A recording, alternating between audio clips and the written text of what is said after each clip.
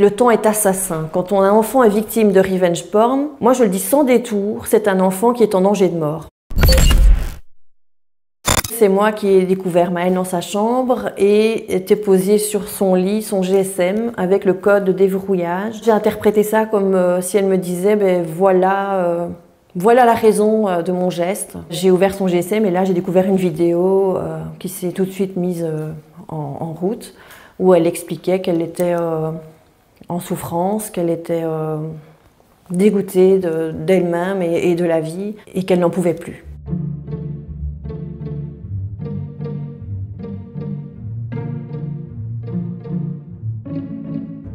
Les langues se sont un peu déliées dans l'entourage de Maëlle et on m'a dit en fait il y a une vidéo qui circulait et c'est comme ça que j'ai appris en fait que Maëlle était victime de revenge porn. C'était son petit copain qui était à l'origine de la diffusion de la vidéo. Je suis tombée des nues, c'était la grande incompréhension. Évidemment, vous découvrez en même temps que votre enfant, il a 14 ans, il a une sexualité. Je ne savais déjà moi même pas ce qu'était le revenge porn. Je n'imaginais pas qu'il y avait ce type d'attaque sur les réseaux sociaux. J'ignorais totalement que les jeunes, en fait, aujourd'hui, pratiquent ce qu'on appelle le sexting.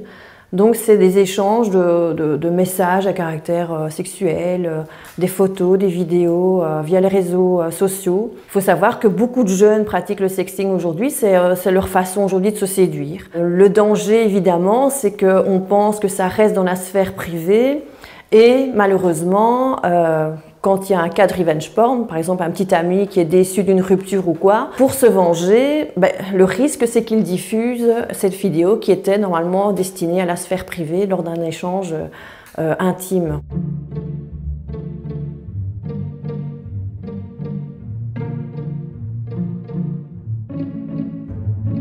Beaucoup de jeunes ignorent encore aujourd'hui ce qu'est le revenge porn. Les enseignants pareil, les adultes pareil.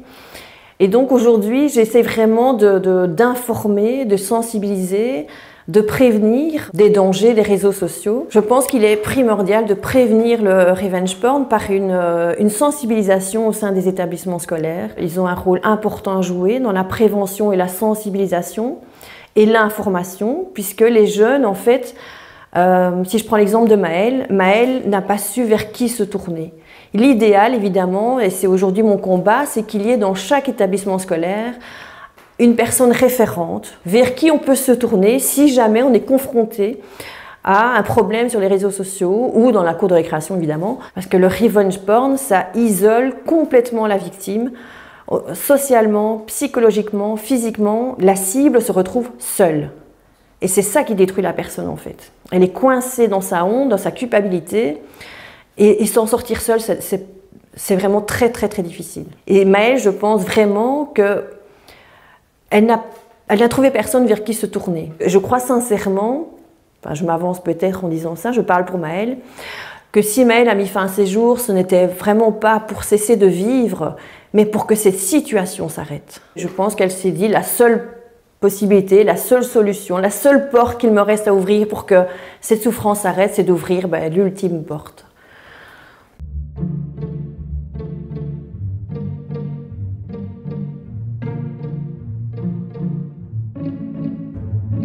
Tout comme Maëlle, l'entourage n'a pas su vers qui se tourner, n'a pas su à qui s'adresser. J'en parle à qui? À sa maman, mais Maëlle ne voulait pas que j'en parle. J'en parle à un professeur, oui mais c'est délicat.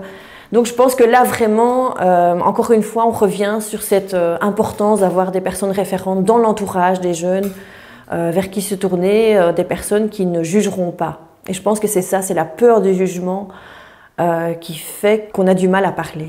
Moi je suis dans cette culpabilité de n'avoir rien vu, rien compris, rien anticipé. Les amis de Maëlle sont aussi dans cette culpabilité, j'en suis certaine. Et j'ai envie de leur dire, c'est franchement, il ne faut pas avoir cette culpabilité, il ne faut pas vous en vouloir. Comment, quand on a 14 ans, aider une amie qui vit une situation pareille? Elle a été piégée. Et on a tous été piégés, en fait, finalement.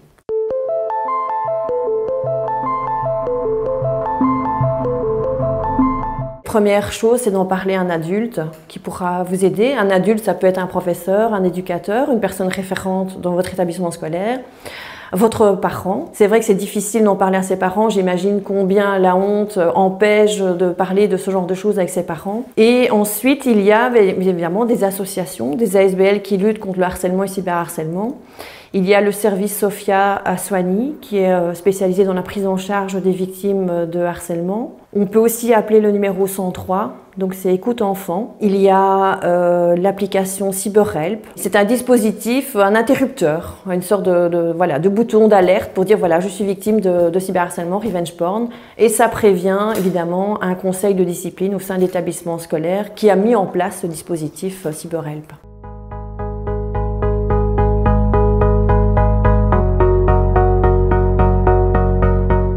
C'est un centre qui prendra en charge les victimes de harcèlement, mais aussi de cyberharcèlement. C'est une prise en charge qu'on va dire globale, centralisée. C'est-à-dire que nous, parents, ce qui nous a manqué, c'est d'avoir une information centralisée. On a perdu beaucoup de temps à chercher des solutions à gauche, à droite. Ici, il y aura une seule porte à franchir. Et derrière cette porte, il y aura l'accompagnement pour la victime, les parents, la fratrie. Il y aura tout l'accompagnement judiciaire, il y aura aussi le partenariat avec les écoles.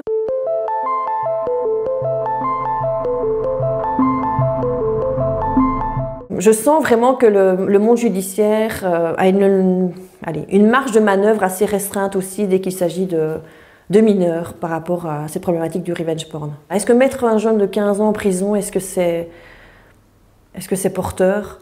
Est-ce que ça donne du sens? Est-ce que pour autant ça va réparer?